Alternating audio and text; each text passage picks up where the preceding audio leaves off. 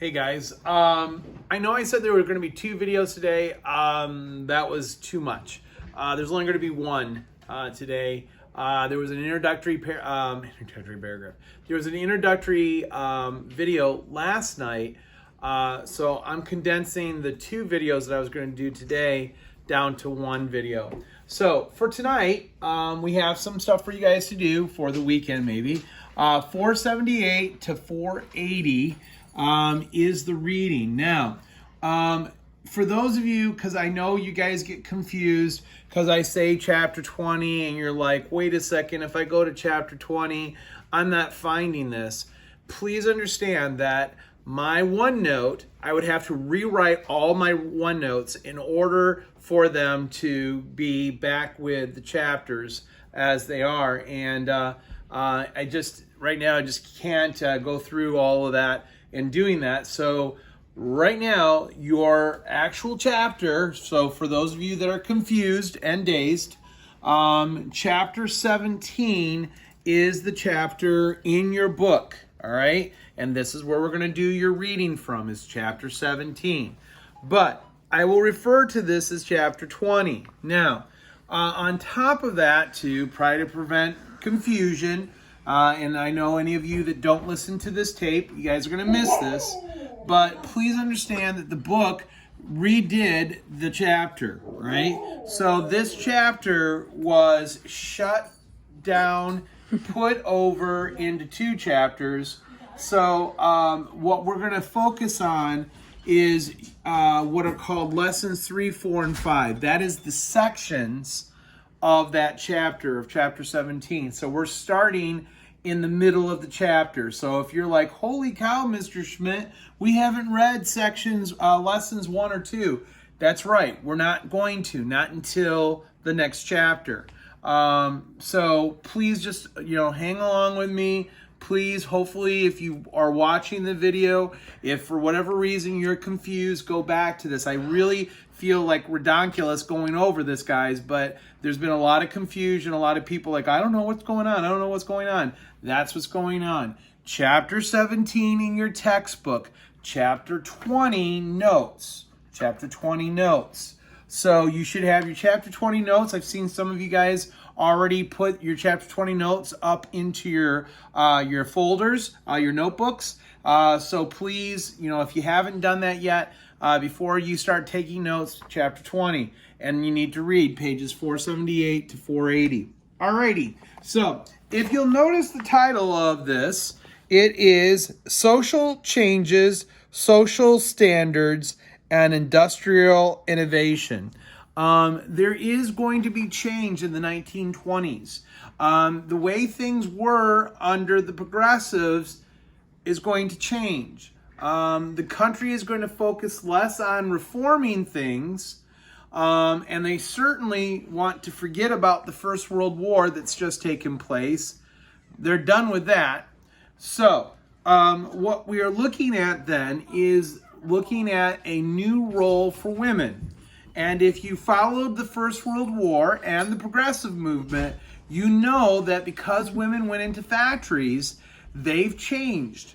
Their opportunities have changed. And so now women are starting to look at new things. Now, a majority of women in the 1920s, if you took a poll of all the women in the 1920s, 85 to 90% of them has not changed.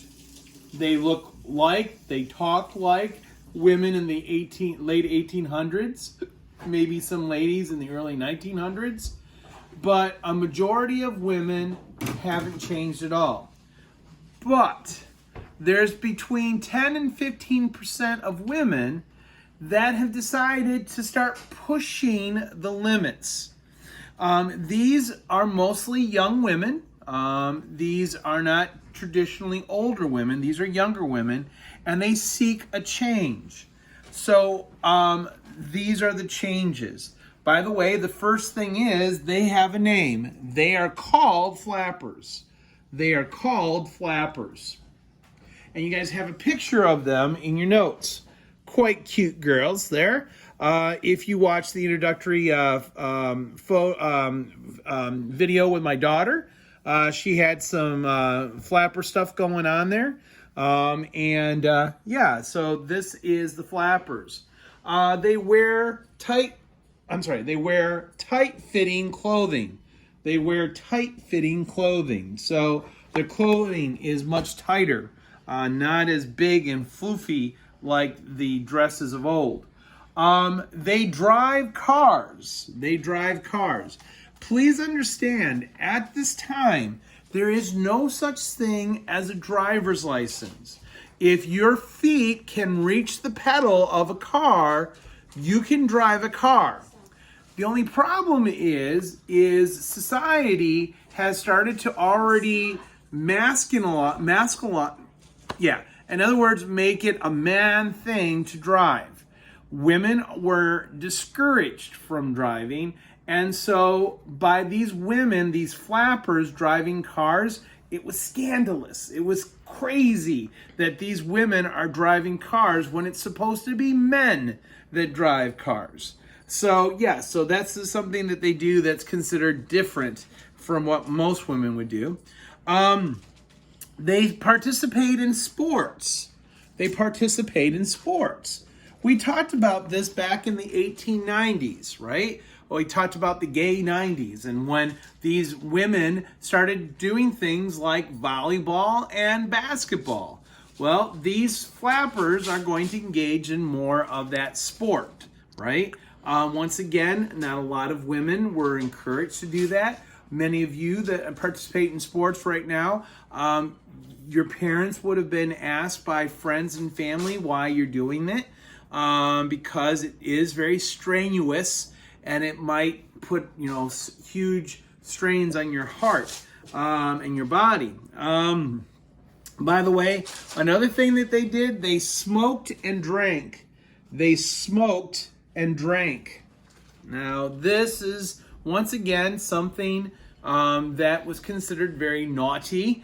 Young women were not supposed to drink or smoke. That was something that men did. And so, once again, these flappers are very bad girls. The last thing is, they were sexually active. And once again, this is part of their kind of whole persona. They're trying to push and shove at what was considered proper. Most of them had been raised to understand that sex was something in marriage. This was not something you just did. And so, once again, they're protesting the fact that many young men were encouraged to not have sex in marriage, but out of marriage. And so they're pushing, once again, these limits. Now, one last thing about this one last time is please understand this is not a majority of women at this time. We're talking maybe 10 or 15%. But their numbers are going to grow over the next 10, 15, 20, 30 years. By the time we get to the 1960s and 1970s, all this stuff will be considered to be like no big deal, right? By the 1960s and 1970s. About 15% of women have become professionals. About 15% of these women have become professionals. Many of them have become doctors and lawyers. But if you'll notice underneath there, many hospitals will not allow them to be doctors. Instead, they'll be nurses. They'll be made to be nurses. And many law firms will not allow them to practice law. They were afraid that their clients wouldn't have a female lawyer. So what they'll do is they'll make them clerks. So what they'll do is they'll sit around and they'll prepare papers for male attorneys. So, yay, they're professionals, but the different places that they would work at are keeping them down. Women in politics, many women after receiving the vote,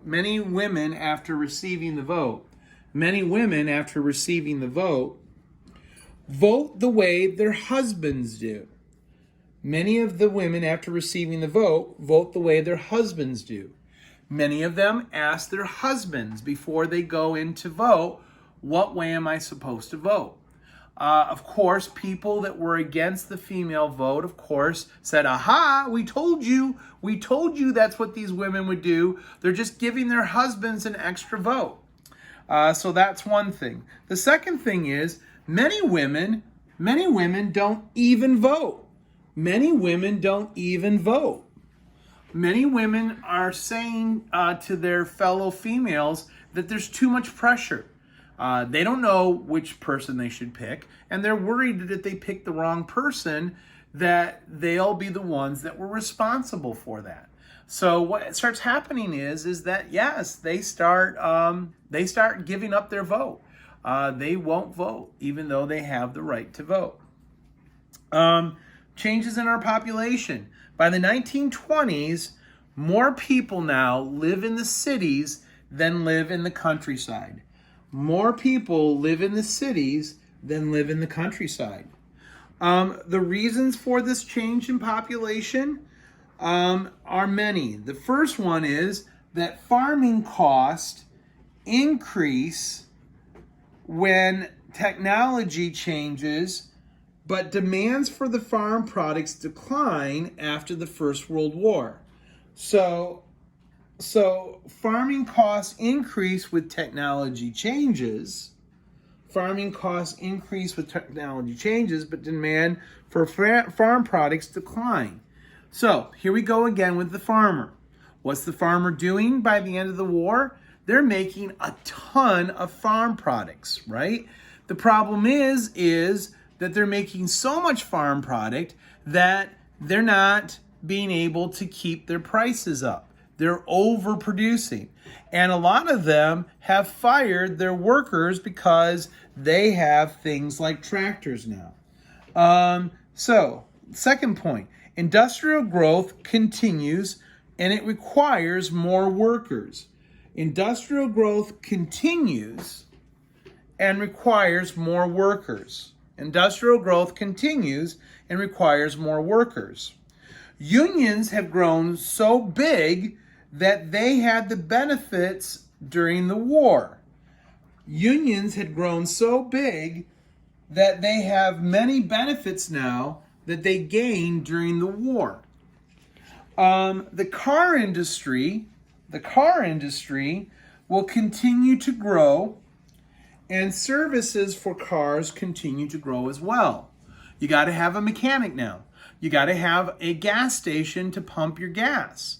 You got to have someone replace your windows and replace your tires.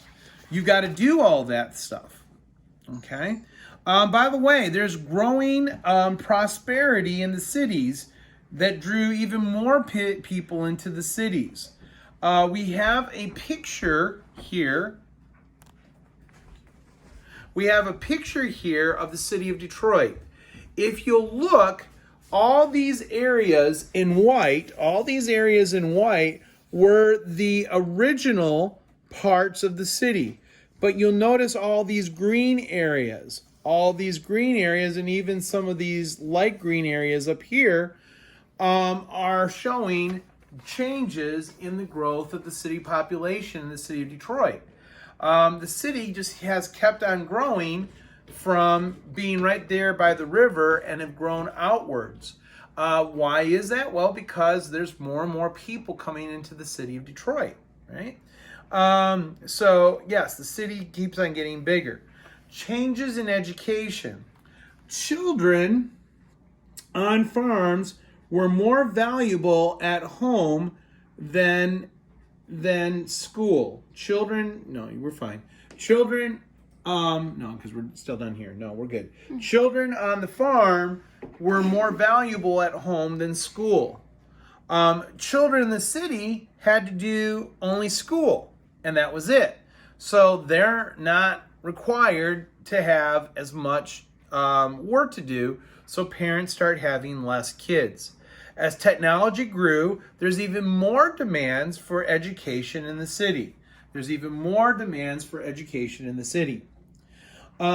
D, there are changes in the moral standards. In small and rural cities, towns, in small and rural cities and towns, the societal traditions and Christian belief systems dominate the culture. So if you're still out in the countryside, if you're still out in a small city somewhere, your values are still Christian values. In the cities, though, there's a diversity of faith. There's a diversity of faith that challenges the dominance of Christianity. In the cities, there's a diversity of faith that challenges the dominance of Christianity. There are new forms of entertainment